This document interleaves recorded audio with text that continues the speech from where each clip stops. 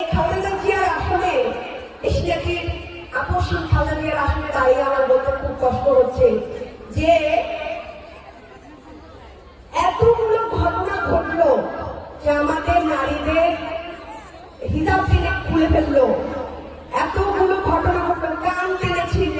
হ্যাঁ, ভোট চাইতে গেলে আজকে গণতান্ত্রিক বাংলাদেশে আমরা ভোট চাইতে গেলে বিএনপি দলের লোকজন আমাদের বোনদের হেনস্থা করে, অথচ তাদের যে প্রধান দলীয় নেতা তারেক রহমান একবারও কোনো একটা নির্দেশনা দিল না যে তোমরা এই যে বোনটা ভোট চাইতে যায় একটা যে দলীয় একটা নোটিশ বা কিছু, সে একবারও বললো না কোনো মা বোনদের গায়ে তোমরা হাত তুলবে না বা কেউই হাত তুলবে না, সবাইকে উদ্দেশ্য করে বলছে একবারও বলে না।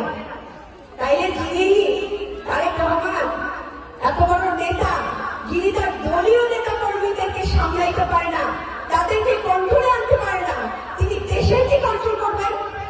পারবেন? পারবেন না। তার ফ্যামিলি কার্ডকে আমরা কি করবো? আমরা যদি রাস্তাঘাটে সুন্দরভাবে নাই হাঁটতে পারি তাদের দলীয় গুন্ডাদের জন্য, ছাত্রদলের সন্ত্রাসীদের জন্য, তাহলে তার ফ্যামিলি কার্ডকে আমরা কি করবো? ওইরকম ফ্যামিলি কার্ড আমরা চাই না। আপনারা চান না? তোমরা আমরা কি চাই? শান্তি চাই। আর কি চাই? নিরাপত্তা। কি চাই? জামাতের আমিরের জামাতের সেক্রেটারি ওয়াইফকে বিধবা বানায় ফেলছে, বানাইছে না? মেরে ফেলছে। এত খুন, এই খুনিদের দলকে আমরা ভোট দিব? আমরা নারীরা ভোট দিব না। 51% নারী আমরা। আমরা যেদিকে যাবো দেশ ইনশাআল্লাহ সেই দিকে যাবে, তাই না?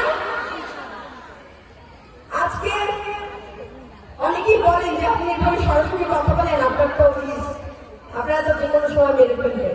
আল্লাহ আছেন,